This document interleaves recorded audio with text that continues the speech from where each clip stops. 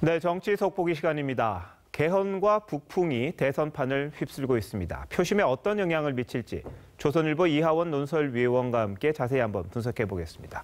네, 어서 오십시오. 예. 네, 요즘 한반도 상황이 아주 복잡합니다. 이 안보 위기설도 나오고 막 그러고 있는데요. 예.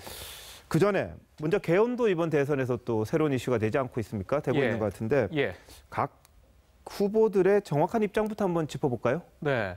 오늘 국회에서 개헌과 관련해서 매우 중요한 의미를 가진 그런 행사가 있었습니다. 국회에 이제 개헌특위가 있지 않습니까? 국회 개헌특위가 이게 1987년에 현재 87년 체제라고 하죠. 현재 헌법으로 개헌된 지 30년 만에 국회에서 뭔가 해보겠다라고 해서 개헌특위가 만들어졌습니다. 그렇죠. 이게 처음입니다. 이게 오늘 행사가 있었는데 여기에 5명의 후보 중에 3명의 후보가 참여를 해서 입장도 밝히고 참석하지 않은 홍준표, 다음에 유승민 후보까지 입장을 밝혔습니다. 그래서 먼저 총정리한 사람만 말씀드리면 내년 6월 지방선거 때 개헌과 관련한 국민투표를 같이 하기로 했다. 사실상 모든 정치권의 합의가 이루어졌다. 이런 의미를 가진 날입니다. 그래서 여기서 이제 그동안에 여러 가지 헌법과 관련한 개헌과 관련한 입장들이 조금씩은 알려졌는데 지금 앵커께서 이제 질문한 거에 대해서 좀 얘기를 하자면 먼저 문재인 후보 같은 경우에는 현재 4년 대통령제를 미국처럼 이렇게 4년 중임제를 하자 이제 그런 입장을 갖고 있습니다. 그리고 현재 문재인 후보하고 좀 여론조사에서 각축을 벌이고 있는 유승민 후보, 국민의당의 안철수 후보 같은 경우에는 권력을 조금 축소하는 형태의 대통령제를 하자. 분권형 대통령제. 거죠? 이게 이제 이원 집정부제라고 또 그렇게 설명하기도 하고 또 어떤 분권형으로 얘기를 하는데.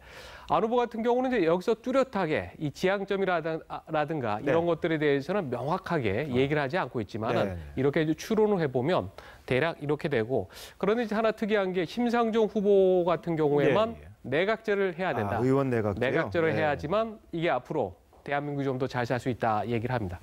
그런데 제가 이제 하나 우려하는 것은 항상 왜 요즘 그런 얘기 영어 속담이지만 유행하지 않습니까? 악마는 이제 디테일에 있다.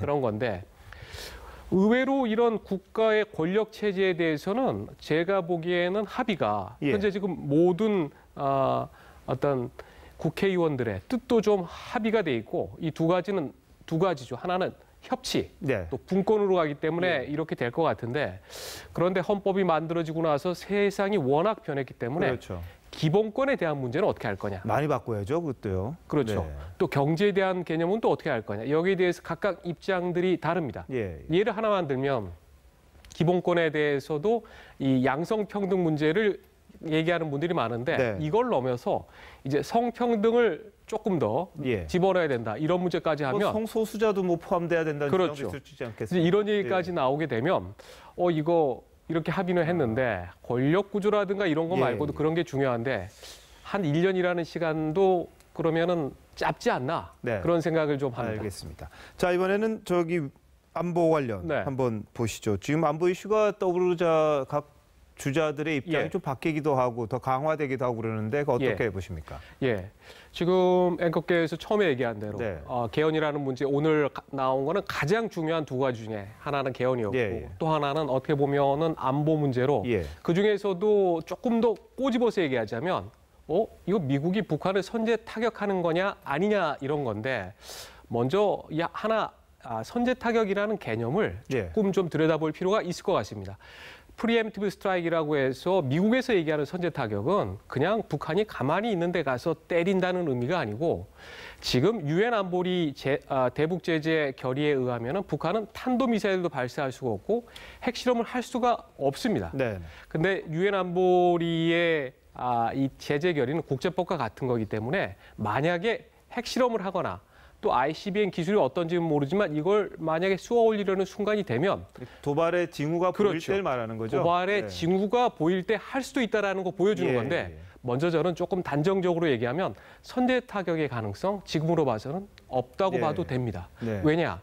이게 아주 알아듣기 쉽게 한 가지만 얘기를 하면 미국이라는 나라가 아마 전 지구상에서 자국민을 보호하는 데는 금메달 중에 금메달인데 그렇죠. 네. 대한민국에 와 있는 미국민의 숫자가 10만여 명이 넘습니다. 네. 또 이들이 대부분 수도권에 있는데 미국이 물론 한미동맹도 중시하지만 자국민들에게 아무런 조치도 취하지 않은 상태에서 선제 타격을 한다?